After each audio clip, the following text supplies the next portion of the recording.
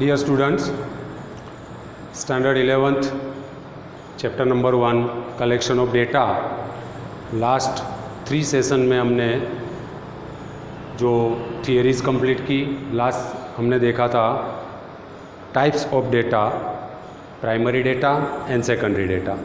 Primary data means the data which is collected at first time and secondary data means the use of first time collected data is called secondary data. उनका meaning, examples सब देखा था. And last में the differences between primary data and secondary data देखा था. अब दोनों का जो स्टडी है प्राइमरी डेटा का और सेकेंडरी डेटा का अलग अलग से करेंगे. First of all the methods of collecting primary data. Primary data means the data which is collected at first time. तो जो फर्स्ट टाइम हम कलेक्ट करते हैं तो फर्स्ट टाइम कलेक्ट करने के लिए कौन सी मेथड का हम यूज़ कर सकते हैं. Which methods are used for collecting the primary data. तो here there are mainly 3 methods of collecting the primary data.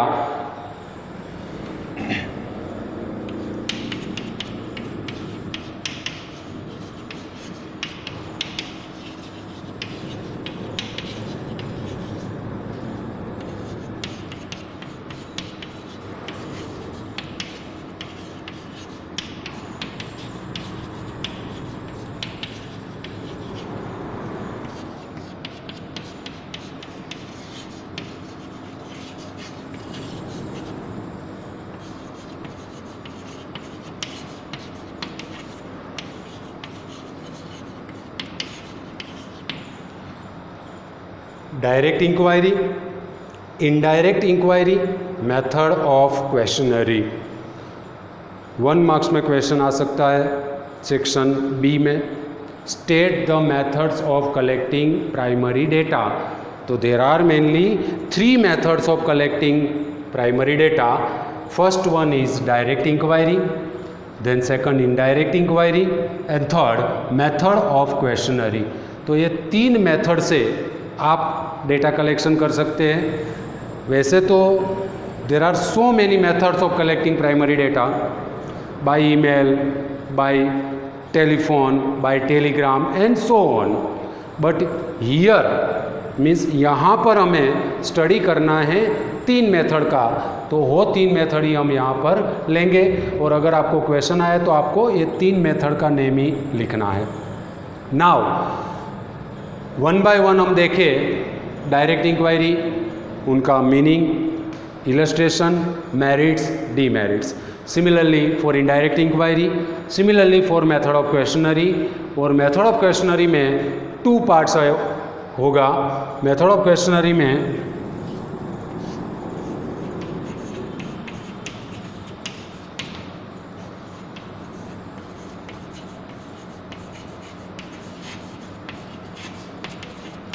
Bye post and by enumerator.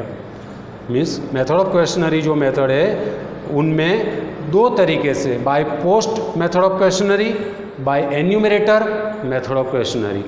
वो 2 सब पार्ट हैं उनके. सबसे पहले हम देखें डायरेक्ट इंक्वायरी. तो आप लोगों ने इंग्लिश सब्जेक्ट में direct speech and indirect speech का स्टडी किया हुआ है. तो आप लोगों को मालूम है कि what is the meaning of direct, what is the meaning of indirect. Direct means 2 person face to face अगर बात कर रहे हैं तो वो डायरेक्ट है. इनडायरेक्ट 2 पर्सन बात कर रहे हैं मगर बात कोई थर्ड पार्टी की हो रही है, विच इज़ कॉल्ड इनडायरेक्ट. तो हियर यहाँ पर भी आपका मीनिंग वही है. First of all indirect inquiry means direct inquiry में जहाँ से आपको इंफॉर्मेशन, डेटा कलेक्ट करना है वहाँ पर पर्सनली विजिट लेनी है. पर्सनली विजिट लेके वो जो रिस्पोंडेंट या इन्फॉर्मेंट है उनको ओरली आप सम टाइप्स ऑफ क्वेश्चंस पूछेंगे, सवाल करेंगे उनसे, और वो जो जवाब देंगे उनसे अगर आप डेटा कलेक्शन कर रहे हो तो which is called direct inquiry. In short, direct inquiry means personal visit, face to face visit. तो यहाँ पर डायरेक्ट इंक्वायरी का अगर हम एक एग्जाम्पल देखें तो सपोज कि आप लोगों में मीन्स के स्टूडेंट्स की रीडिंग हैबिट्स कितनी हैं, वो अगर कोई टीचर को मालूम करना है तो वो टीचर लाइब्रेरी में जाएगा। लाइब्रेरी की विजिट जो भी स्टूडेंट्स ले रहे हैं वो स्टूडेंट्स को पर्सनली मिलेगा और related to subject, related to topic वो स्टूडेंट से क्वेश्चन पूछेगा। और अगर इस तरीके से वो डेटा कलेक्शन कर रहा है तो the method is called direct inquiry for collecting the primary data. Similarly second example आपकी टेक्स्ट बुक में एग्जांपल दिया हुआ है कि अगर कोई एन्यूमरेटर है या तो कोई पर्सन है, उनको जानना है कि अहमदाबाद डिस्ट्रिक्ट के सानंद तालुका जो है वो तालुका में फार्मर्स की सिचुएशन कैसी है, और अगर फार्मर्स की कोई इन्फॉर्मेशन कलेक्ट करनी है तो वो पर्सन वो डायरेक्टली फार्मर से मिलेगा। और अगर डेटा कलेक्शन वो करता है तो which is called direct inquiry. Third example देखें तो कोई पर्सन है, उनको कोई कंपनी में जो वर्कर्स काम कर रहे हैं उनकी इकोनॉमिक कंडीशन की इन्फॉर्मेशन कलेक्ट करनी है तो वो पर्सन वो कंपनी में जाएगा। वो कंपनी में जो वर्कर्स काम कर रहे हैं वो वर्कर्स को मिलेगा और हर वर्कर के पास से इंफॉर्मेशन कलेक्ट करेगा पर्सनली विजिट लेके, which is called direct inquiry. तो अब आप लोगों को मालूम हो गया होगा कि डायरेक्ट इंक्वायरी का मतलब क्या है। डायरेक्ट इंक्वायरी मतलब जिनके पास से इंफॉर्मेशन कलेक्ट करनी है, whom from which we collect the data, we visit personally, ask some questions and collect the data, then the method is called direct inquiry। अब डायरेक्ट इंक्वायरी में उनके मेरिट्स और demerits अगर देखें तो मेरिट्स में सबसे पहले तो उनका मेरिट एक ये है कि यहाँ पर हम एक्यूरेट इन्फॉर्मेशन कलेक्ट कर सकते हैं। By this method we collect the accurate information, क्योंकि यहाँ पर पर्सनली विजिट लेके कलेक्ट कर रहे हो तो आपकी जो इन्फॉर्मेशन होगी वो एक्यूरेट होगी। देन आफ्टर अगर आपका लिमिटेड फील्ड है, डेटा कलेक्शन का फील्ड लिमिटेड है, तो हम ये मेथड का यूज़ कर सकते हैं।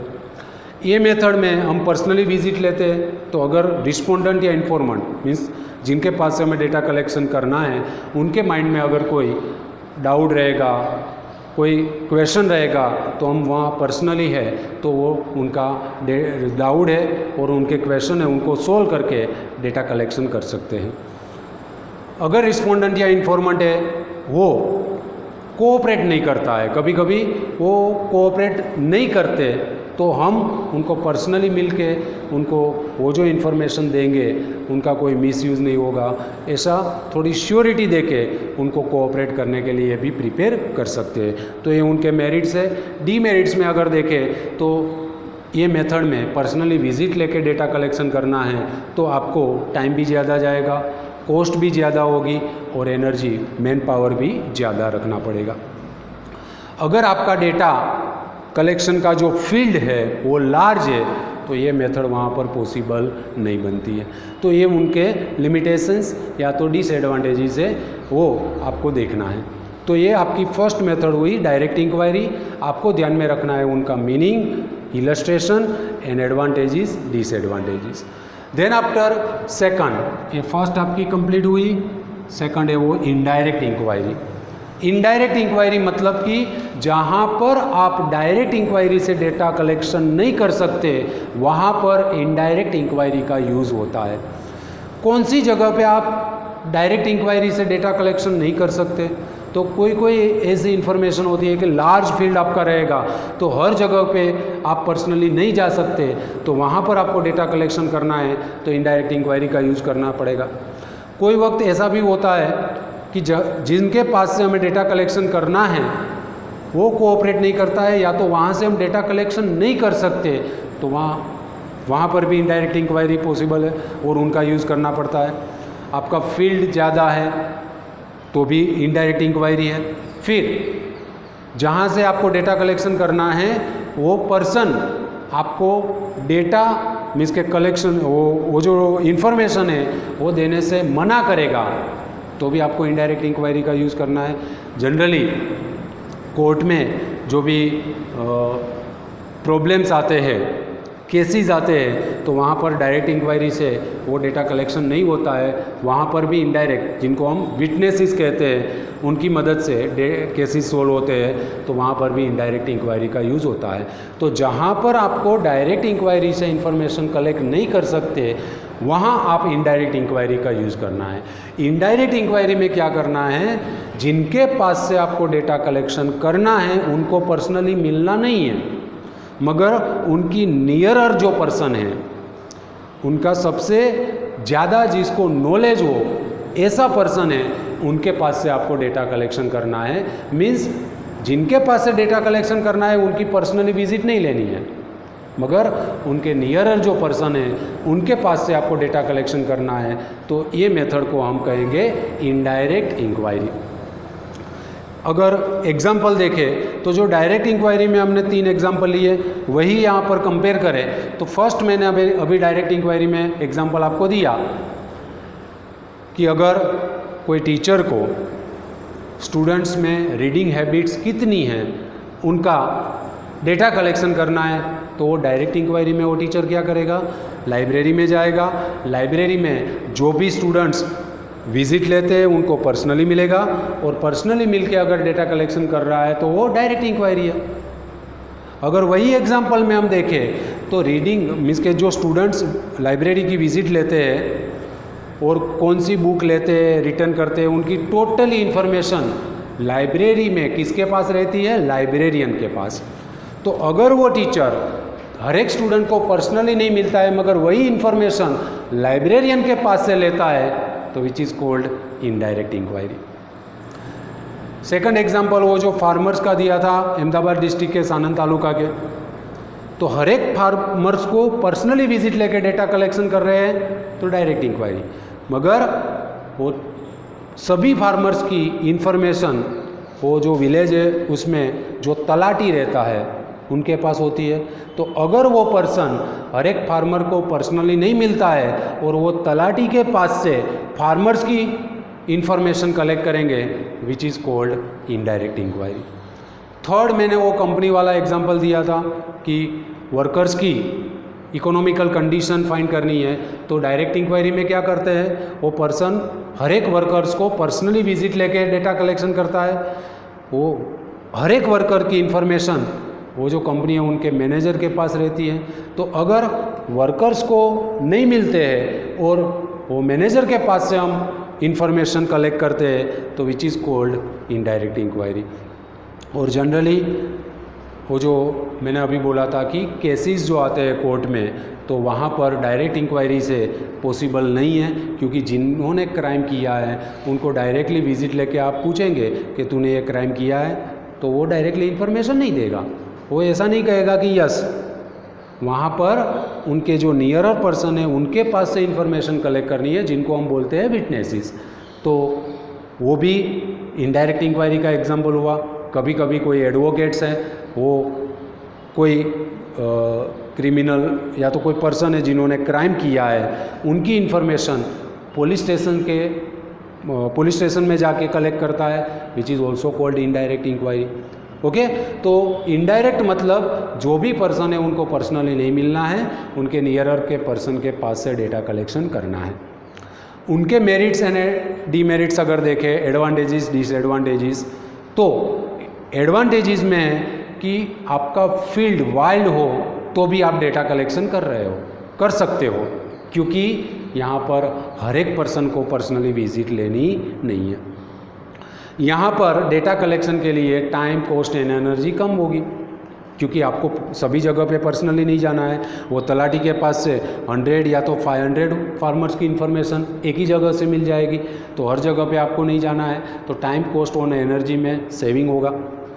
देन आफ्टर आपको वो जो डेटा कलेक्शन करना है वो हर एक पर्सन कोऑपरेट नहीं करेगा, आपको तो सिर्फ एक व्यक्ति के पास से सभी लोगों की इन्फॉर्मेशन कलेक्ट करनी है, तो उनको एक पर्सन को ही आपको कोऑपरेट करने के लिए प्रिपेयर करना है, तो वो वर्क किया पर आपका रिड्यूस हो गया। डीमेरिट्स या तो डिसएडवांटेजेस में देखें तो ये मेथड से आप जो डेटा कलेक्शन कर रहे हो वो एक्यूरेट है ऐसा हम नहीं कह सकते, क्योंकि जिनका डेटा चाहिए वो पर्सन को हम पर्सनली मिलते नहीं है। और यहाँ पर अगर उसका कोई डाउट या तो क्वेश्चन रहेगा तो वो भी सोल्व नहीं कर सकते, तो वो डिसएडवांटेजेस हो गए इनडायरेक्ट इंक्वायरी का। Now third method of questionnaire. Method of questionnaire में सबसे पहले तो what is the meaning of questionnaire? Questionnaire means the list of question related to purpose in logical order and space for the answer. आप कोई जो आपका data collection का purpose है वो पर्पज़ के रिलेटेड आपको क्वेश्चन की एक लिस्ट प्रिपेयर करनी है।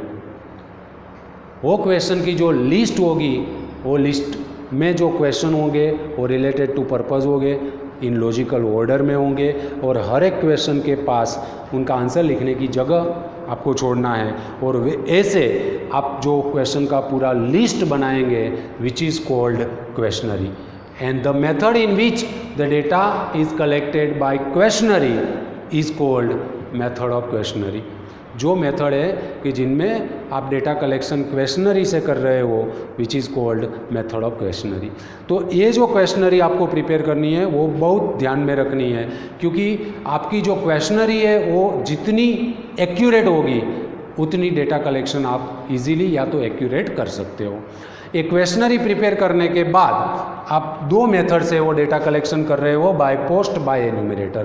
पहले बाय पोस्ट देखें तो बाय पोस्ट में आपने जो क्वेश्चनरी प्रिपेयर की है वो क्वेश्चनरी रिस्पोंडेंट या इन्फॉर्मेंट को बाय पोस्ट डिस्पैच करनी है।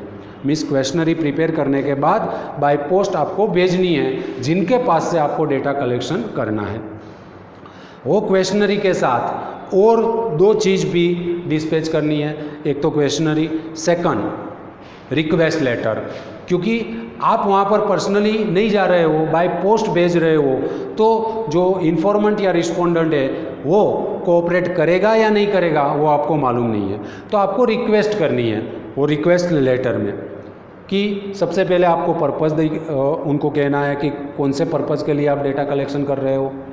फिर टाइम पीरियड डिसाइड किया है, वो टाइम पीरियड आपको देना है कि आपको जो भेजी गई क्वेश्चनरी है वो इतने दिनों में 15 दिन या 20 दिन या 1 मंथ में कंप्लीट फिलअप करके आपको रिटर्न करनी है। और उनको श्योरिटी भी देनी है, लिखना है कि आप जो भी डेटा देंगे, जो भी इंफॉर्मेशन देंगे, उनका कोई मिसयूज़ नहीं होगा और उनका यूज़ क्या करेंगे आप वो भी आपको वहाँ पर लिखना है कि जिससे उनके माइंड में कोई डाउट ना हो, सस्पिशियस ना हो। तो एक रिक्वेस्ट लेटर भेजना है।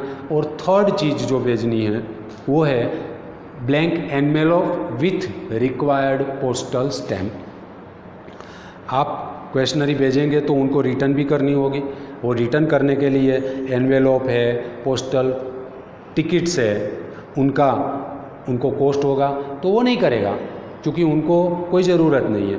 तो वो भी आपको साथ में भेजना है, ब्लैंक एनवेलप। और एनवेलप में उनको जहाँ पर वो रिटर्न करनी है उनका एड्रेस लिखा होगा with required postal stamp. Postal stamp भी आपको उन पर लगा देनी है कि जिनसे वो जो इन्फॉर्मेंट या रिस्पोंडेंट हो उनको कोई कॉस्ट ना हो। तो आपको 3 चीज़ भेजनी है by post method of questionnaire में। First questionnaire, second request letter and third blank envelope with required postal stamp. तो ऐसे एक कवर में फिट करके आप रिस्पोंडेंट को डिस्पैच करेंगे, वो खोलेगा, क्वेश्चनरी का आंसर देके आपने जो ब्लैंक एनवेलप भेजा है उसमें वो क्वेश्चनरी डाल के रिटर्न करेगा। This method is called method of questionnaire by post. और यहाँ पर अगर आप देखें मेरिट्स या डीमेरिट्स में, तो बाय पोस्ट में सबसे पहले तो कभी कभी एड्रेस में थोड़ा अगर इधर उधर हो गया तो दूसरी जगह पे वो क्वेश्चनरी चली जाती है तो आपका डेटा कलेक्शन नहीं होगा। कभी कभी जो क्वेश्चनरी है वो ब्लैंक आती है या तो इनकम्प्लीट आती है तो भी आपका एक्यूरेट डेटा कलेक्शन नहीं होगा। रिस्पोंडेंट या इन्फॉर्मेंट है उनको कोऑपरेट करने के लिए आप प्रिपेयर नहीं कर सकते, तो वो अगर कोऑपरेट नहीं करेगा तो भी आपका डेटा कलेक्शन नहीं होगा। तो ये उनके डीमेरिट्स हैं।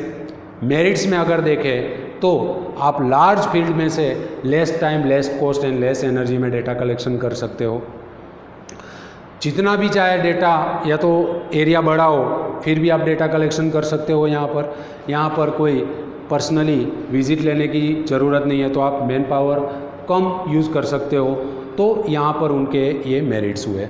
अब उनके जो डीमेरिट्स मैंने अभी बताए कि इनकम्प्लीट आती है, ब्लैंक आती है, उनको नलीफाइज करने के लिए सेकंड आई method of questionnaire by enumerator. तो बाय एन्यूमरेटर में क्या करना है, जैसे आपने क्वेश्चनरी बाय पोस्ट भेजी, वो बाय पोस्ट नहीं भेजनी है। सबसे पहले जितना आपका एरिया है वो एरिया में कवर हो जाए उतना एन्यूमरेटर्स आपको अपॉइंट करना है। वो एन्यूमरेटर्स को आपको ट्रेनिंग देनी है। ट्रेनिंग में कि आपका जो क्वेश्चनरी है वो क्वेश्चनरी में क्वेश्चन क्या है, वो क्वेश्चन आपको कैसे पूछने हैं उनको, अगर वो कोऑपरेट ना करे तो उनको कोऑपरेट करने के लिए कैसे प्रिपेयर करना है, फिर जितना चाहे उतना वो आंसर्स सही दे, वो कैसे आप उनको प्रिपेयर करेंगे, तो वो सब ट्रेनिंग में आपको एन्यूमरेटर्स को ट्रेन करना है। वो ट्रेंड एन्यूमरेटर से वो जो बाय पोस्ट क्वेश्चनरी जाती थी, वो क्वेश्चनरी पर्सनली एन्यूमरेटर लेके रिस्पोंडेंट या इन्फॉर्मेंट के पास जाएगा और वहाँ पर जाके उनको बैठ के बोलेगा कि फर्स्ट क्वेश्चन ये है, उनका आंसर क्या है, वो आंसर जो बोलेगा वो लिखेगा। तो यहाँ पर 1 बाय 1 वो क्वेश्चन फिलअप करके वो कंप्लीट करके क्वेश्चनरी वो एन्यूमरेटर वापस लाएगा। और अगर आप ऐसे डेटा कलेक्शन कर रहे हो तो which is called by enumerator method of questionnaire. यहाँ पर अभी तो ये बाय एन्यूमरेटर है वो थोड़ी एडवांस हो गई है। एन्यूमरेटर्स के ऊपर सुपरवाइज़र अपॉइंट करते हैं और वो सुपरवाइज़र देखते हैं कि एन्यूमरेटर्स जो वर्क कर रहे हैं वो एक्यूरेट या तो बराबर वर्क कर रहे हैं या नहीं, तो उनको सुपरवाइज़ करते हैं। तो इसलिए अभी तो ये बाय एन्यूमरेटर है वो बहुत एडवांस हो गई है और ज़्यादातर अभी जो कॉम्पिटिटिव एग्ज़ाम्स लेते हैं वहाँ पर method of questionnaire by enumerator का ही यूज़ करते हैं, जिसमें OMR शीट देते हैं और OMR शीट में आपको आंसर लिखने हैं। अब ये जो क्वेश्चनरी है वो क्वेश्चनरी से बाय एन्यूमरेटर आप डेटा कलेक्शन कर रहे हो तो उनके मेरिट्स ज़्यादा है। मेरिट्स ज़्यादा इसलिए कि आप एक्यूरेट डेटा कलेक्शन कर रहे हो क्योंकि पर्सनली जाता है एन्यूमरेटर। फिर अगर इलिटरेट पर्सन है, लेस एजुकेटेड पर्सन है, तो उनके पास से भी आप डेटा कलेक्शन कर रहे हो क्योंकि यहाँ पर उनको पढ़ना लिखना नहीं है, वो एन्यूमरेटर पढ़ेगा और लिखेगा, जो बाय पोस्ट में नहीं हो सकता है तो वो बाय एन्यूमरेटर में हो सकता है। लेस एजुकेटेड पर्सन के पास से भी डेटा कलेक्शन कर रहे हो, कर सकते हो। चिल्ड्रन के पास से भी डेटा कलेक्शन कर रहे हो या तो कर सकते हो आप। तो यहाँ पर आप डेटा कलेक्शन जो है वो एक्यूरेट करेंगे और आपका जो डेटा कलेक्शन है वो कंप्लीट टाइम पीरियड में, आपने जो टाइम डिसाइड किया वो टाइम पीरियड में हो जाएगा। मगर इनके भी डीमेरिट्स है। डीमेरिट्स में अगर हम देखें तो अगर लार्ज फील्ड है तो ये मेथड पॉसिबल नहीं बनती है क्योंकि कॉस्ट ज़्यादा होती है, टाइम ज़्यादा होगा, मैन पावर भी आपको ज़्यादा रोकना पड़ेगा। फिर आपको ये जो बाय एन्यूमरेटर मेथड है, ये बाय एन्यूमरेटर मेथड में अगर जो एन्यूमरेटर्स है वो वेल ट्रेंड ना हो, ऑनेस्ट ना हो, ड्यूटीफुल ना हो, तो आपका जो डेटा कलेक्शन है वो एक्यूरेट नहीं होगा। ड्यूटीफुल मतलब कि कोई एन्यूमरेटर फील्ड में नहीं जाएगा और घर पे बैठ के ही सब क्वेश्चनरी के आंसर लिख देगा और वापस सबमिट करवा देगा, तो आपका डेटा कलेक्शन एक्यूरेट नहीं होगा। तो इस तरीके से आप ये जो मेथड ऑफ क्वेश्चनरी है वो बाय एन्यूमरेटर आप यूज़ कर सकते हो। तो ये आपकी तीनों मेथड हुई, direct inquiry, indirect inquiry, method of questionnaire, by post and by enumerators. सभी में आपको याद रखना है उनका meaning, one example and advantages, disadvantages. ये तीनों में से कौन सी मेथड अच्छी है, कौन सी मेथड अच्छी नहीं है, वो ऐसा हम वैसे नहीं कह सकते कि डायरेक्ट इंक्वायरी बेस्ट है, इनडायरेक्ट इंक्वायरी, वो हम नहीं कह सकते। वो हमारा यूज़ के हिसाब से हम बता सकते हैं। तो कौन सी मेथड आपको यूज़ करनी है उनके लिए 5 पॉइंट्स आपको ध्यान में रखने हैं। The points which are taken to consider the method of collecting the primary data. तो आपका पर्पज़ क्या है, फिर आप कौन से फील्ड में से डेटा ले रहे हो, उनमें हेट्रोजिनिटी कितनी है, फिर वो डेटा का मेरिट्स डीमेरिट्स कैसे है, वो सब देख के वहाँ पर आपको 5 पॉइंट्स टेक्स्ट बुक में दिए हुए हैं which are consider as selecting a method for collecting the primary data. तो ये तीनों methods of collecting the primary data आपकी कंप्लीट हुई। अब हमने जो मेथड ऑफ क्वेश्चनरी देखी है by post and by enumerators, उनमें मैंने अभी बोला कि इम्पोर्टेंट है प्रिपेरेशन ऑफ क्वेश्चनरी, क्वेश्चनरी कैसे प्रिपेयर करोगे। तो ये नेक्स्ट टॉपिक जो है वो है characteristics of an ideal questionnaire.